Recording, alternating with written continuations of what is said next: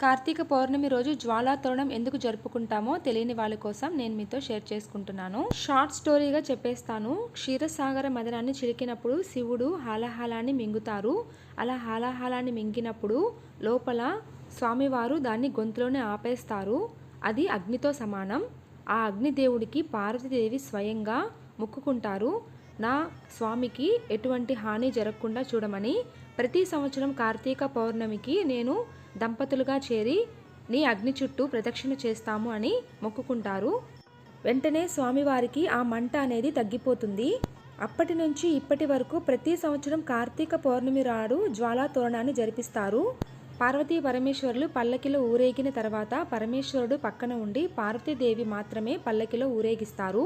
తడిగుడ్డని కప్పి ఇలాగా జ్వాలాతోరణం కింద నుంచి అమ్మవారిని ఊరేగిస్తారు. ఇంటి యజమాని ఆరోగ్యం కోసం, సౌభాగ్యం కోసం ప్రతి ఒక్కరూ పల్లకిని మోస్తారు.